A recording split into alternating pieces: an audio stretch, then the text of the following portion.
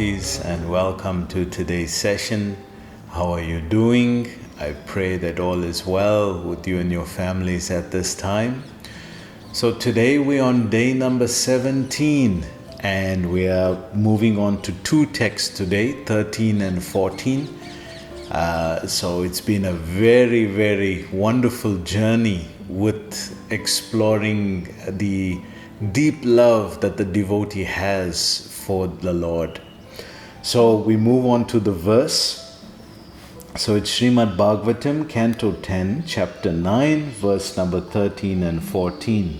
Na chantar na bahir yasya ina purvam napi chaparam purva param bahis chantar jagato yo jagakchaya tammatvat majam avyaktam martyalingam adoksajam gopiko lukhale damna babanda prakritam yata.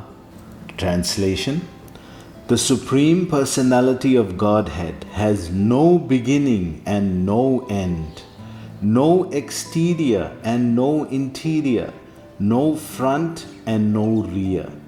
In other words, He is all-pervading. So, in today's verse, we're getting into the philosophy of understanding who we're dealing with. When we understand that we're dealing with something that's unlimited, has no front, no back, no inner, no outer, this is all because we need a point of reference. To us, we need a point of reference. In order to observe something, in order to locate something, you need longitude, latitude, up, down. Then you can have a point of reference. And that is when we are conditioned in a material state. But the Lord is everywhere. He is in every atom. Andantarasta paramanu chayantarastam govindamadi purusham tamaham bhajame. Ekopyasyopachaitam jagadanda koti. He is in every atom. He is in every universe. He is in, and is within you as well. So because we in a material state, we need to have a location. We have to have a point of reference. Therefore, it's saying, understand that this being is not limited like the way you are. Because you have a material body, you are limited. This being is unlimited. The fact that he's unlimited means he doesn't have a material body. He has a spiritual body.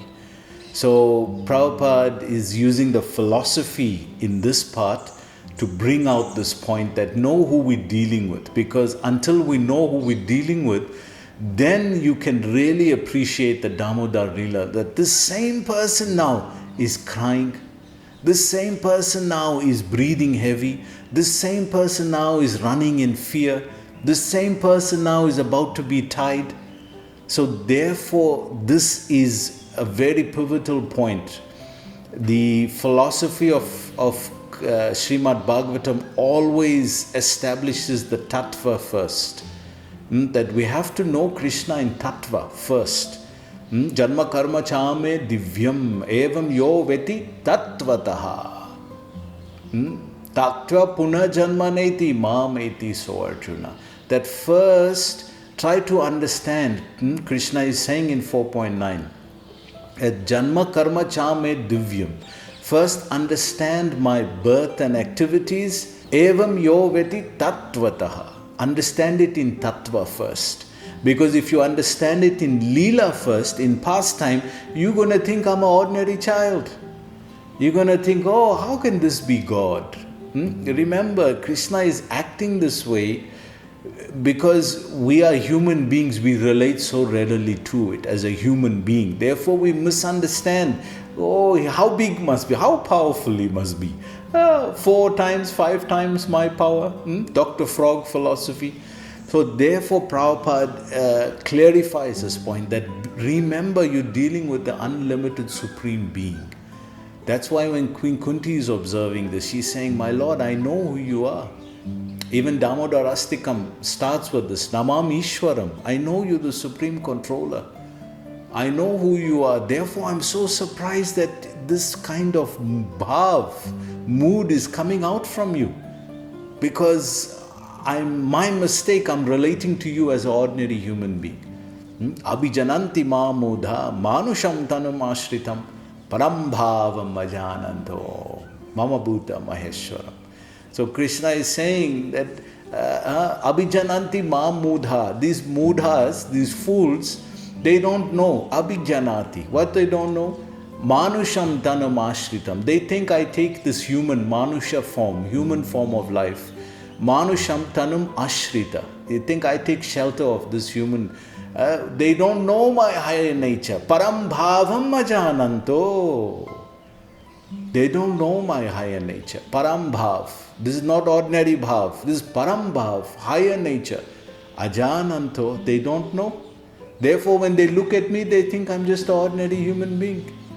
So this verse is so pivotal to deeper relishing the Damodar Leela, because until you know who this person is that's crying there, you're not going to appreciate the depth of this Leela. You're going to think he's an ordinary child. But when you appreciate who he is, then you can appreciate who Mother Yashoda is, that she's controlling him. He's supreme controller, but she's controlling him now. What is this? This is love. This is what Satyavati Muni is appreciating when he's offering these beautiful prayers of the Damodar Astikam. So it goes on to say, because he's not under the influence of the elements of time. See, in order to give something a location, you have to give it time. It works by time, that in time and space. That's how the theory of relativity works. It works through time. If time is not present, then there is no space, because everything will be spiritual. But the fact that time is present, then you get space, location, physical proximity. This is the defining feature of the universal form that Arjuna saw. Because Krishna showed many universal forms. He showed even Duryodhana's universal form. But what was different about this one that he saw in Bhagavad Gita, 11th chapter? It was Kalosmi Lokadris Pravisyate. It is time I am. It's the time factor is present. And until the time factor is present, you're not going to appreciate time I am. So Prabhupada is bringing out this point. For him, there is no difference between past, present, and future. He exists in his own transcendental form at all times. So he is not limited by time. Because as soon as you speak of time, then you speak of conditioning. We are conditioned. Time is there in the spiritual world, but it's an abhushana, it's an ornament. It goes according to the leelas. It's not limiting like the way our time limits us here. Time limits us here into past, present, and future. We're stuck in that paradigm. We are stuck in the present paradigm. So there are certain entities that are stuck in the past paradigm, and there are certain entities that are stuck in the future paradigm. So this is a very deep concept in the Sankhya, in the third canto of Bhagavatam. This goes into very deep philosophy, which we want to try to keep to the Leela, so we don't get into too much philosophy. But time factor is controlled by Krishna. Kalosmi, I am time. He is not controlled by time. He is time. One of his energies is time. Being absolute, beyond relativity, he is free from distinctions between cause and effect. See, in order to relate in this world, we have to see everything as dual. This is the biggest differentiation between a pure devotee's vision and a conditioned soul's vision. A conditioned soul sees everything in duality.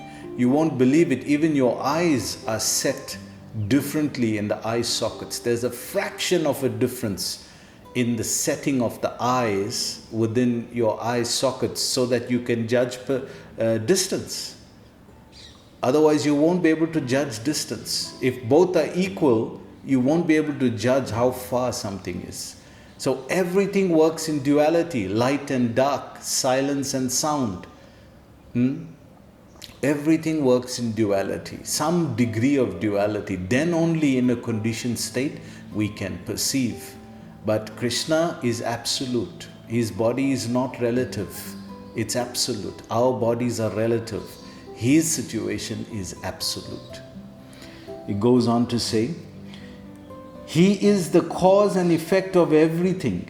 That unmanifested person who is beyond the perception of the senses had now appeared in a human child, and Mother Yashoda, considering him her own ordinary child, bound him to the wooden mortar with a rope.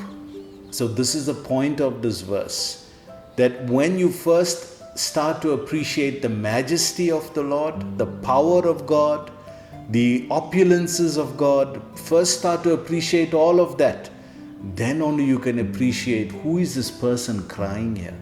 Who is this person running in fear here? Who is this person who is being controlled by love here? Then it becomes even a more astonishing, more chamatkar, amazement. Chaitanya Charitamrita speaks of this, chamatkar. And we touched on some of this when we were discussing the Purushottamas. That until you appreciate first the majesty, the opulence, the power of God, that's why many religions focus on that.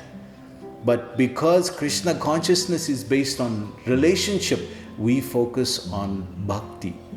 But we're aware of all the power, we're aware of everything of the Lord. So we study both. Na sato vidyate bhavo, na bhavo vidyate satam, uvayorapi drishtantvas tvanayas tattvadarshibhi.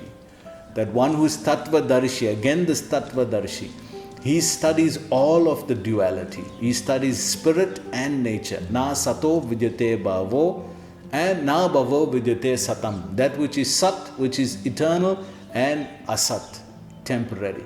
He studies both.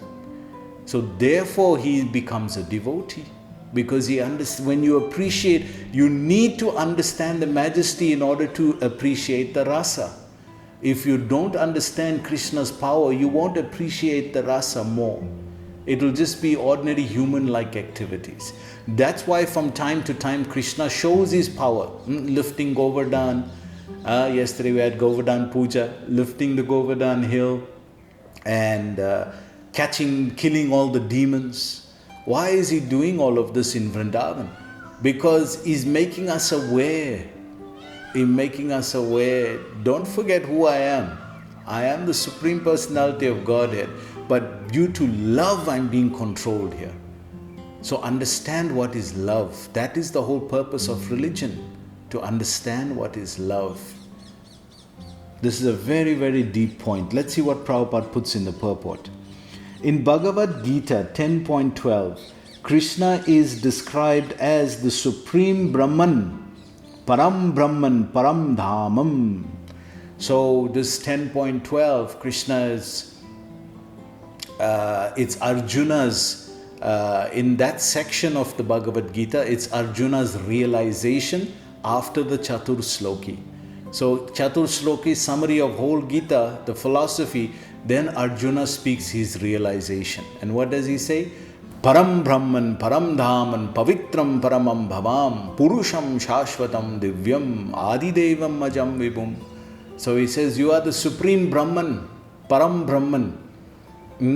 You are Param Dhamam, you are the abode of everything. So first he's describing all the opulence, all the power of God. And then he says, Purusham Shashvatam Divam, you are a person. You are a Purusha. You are not just Brahman. Although you are Para Brahman, but you are Purusha. You are a person. And Adi Devam Majam Vibhum, you are Adi Dev. You are the Supreme Lord. One. Deva means God. Adi Deva, the original God. This is the Supreme Personality of Godhead. So this is Arjuna's realization. So until we appreciate, this is why we don't readily get into the Leelas of Krishna without understanding the philosophy. If you don't appreciate the philosophy, this is going to be some childlike pastimes that we read fairy tales to children at night. You know, Krishna's Leelas are not like that.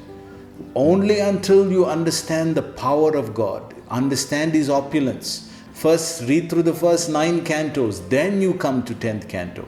And then you can appreciate the Supreme Personality of Godhead acting as a child. Then it becomes sweetness. It doesn't become amazement. It doesn't become, that power of his becomes sweetness under the control of love. That's the depth at which devotional service goes. That's the depth in which Krishna consciousness goes. So Prabhupada goes on, the word Brahman means the greatest. Krishna is greater than the greatest, being unlimited and all-pervading. How can it be possible for the all-pervading to be measured or bound? This is if somebody says it's not possible that God is all-pervading, it's not possible, then that's something God can't do. If you say, no, it's impossible. Anybody, as soon as they speak in religion and they say, no, it's impossible that God can be bound, then you are saying, you are limiting, aren't you limiting God to possibility? That he can't do something? Then how can he be God? Does that make sense? This is a very, very deep philosophy. You have to think about it very deeply. So when you say it's impossible, that means you're limiting God. But possibility means unlimited. This is the real unlimitedness. So the real amazement is how I know he's unlimited. I know he's all powerful. I know about his all opulence. But now he's being bound. What is that ingredient that's making this unlimited being become limited and bound? Not only that, he's becoming subjective to the love of Mother Yashoda. How is that possible? This is love. This is really the nature of love. So Prabhupada goes on, then again Krishna is the time factor. Therefore he is all-pervading not only in space but also in time. And this space and time is the theory of relativity, right? E equals mc squared. So we can see that Krishna is the time factor. So as soon as you have time, you have space. Otherwise, in what will time be moving? Time only moves 1 second at a time in space. If there's no space, if there's no physical space or subtle space, then what is time moving in? The fact that it's moving 1 second at a time means it's moving in some proximity, space. So therefore you need time and space. And as soon as you have time and space, you have a limitation. But this is unlimited. This being is unlimited. So how is he coming into proximity? He's coming into proximity because of love. Appreciate, try to understand what is love. He goes on to say, we have measurements of time, but although we are limited by past, present and future, for Krishna these do not exist. See, past, present and future only exist because you're conditioned. In a conditioned state. If you're not conditioned, if you are liberated, then there's no past, present and future. Time factor doesn't act upon you. You are acting on a different dimension now. That's why the great devotees, Mahatmanastu Mam Partha Daivim Prakriti Ashrita. The Mahatmas, the great devotees, they take shelter of the internal energy, Daivim Prakriti. Ashrita, shelter, Daiving Prakriti. They don't take shelter of the material Prakriti. They take shelter of the Daiving Prakriti, the divine energy. That's why, if they're taking shelter there, how can they be under the modes of nature here, limited to relativity here? They can't. They are under that energy. So you seeing the difference? Prabhupada goes on. Every individual person can be measured. But Krishna has already shown that although he is an individual, the entire cosmic manifestation is within his mouth. All these points considered, Krishna cannot be measured. If the whole universe is in his mouth, how are you going to measure such a being? But he becomes measurable by love. He becomes bound by love. That energy can limit. As soon as that energy is there, as soon as that energy is present, this is all different forms of Krishna's energies. So as soon as that energy is present, love, it transforms. It transforms the Supreme Being into a bound, limited being, a child. Prabhupada goes on, how then did Yashoda want to measure him and bind him? We must conclude that this took place simply on the platform of pure transcendental love. This can only happen by love. Otherwise, it's not possible to bind Krishna. It's not possible because of his unlimited nature, because of the nature of who he is. But how can he be bound? Only by transcendental love. Prabhupada goes on to say, this was the only cause. Advaitam achyutyam anadir ananta rupam adhya purana purusha navayovanamscha vedescha dullabha atma bhakto govindamadi purusham tamaham bhajame. 5.33. Everything is one because Krishna is the supreme cause of everything. So we're seeing in this Brahma Samhita verse 5.33, Advaitam achyutyam anadir ananta rupam. You are unlimited forms. Adhya purana purusha navayovanamscha. You are the original person, Adhya Purana, and you're the oldest person, but Navayovanamscha, but you have the freshest looking form. It doesn't get old. How to understand you then? Veda sudullabha, adullabha atma bhakto. You're very far in the Vedas. If you look in the Vedas, you're not going to find Krishna. But where will you find him? Adullabha atma bhakto. He's not far. If you look at the devotee's heart. Govindamadi purusham tamaham bhajame. This is the secret. Prabhupada goes on. Krishna cannot be measured or calculated by Vedic knowledge. Veda sudullabha. He is available only to devotees. Adurlabha atma bhakto. Devotees can handle him because they act on the basis of loving service. Bhaktya mam abhijanati yavan yaschasma tatvataha. 5.55.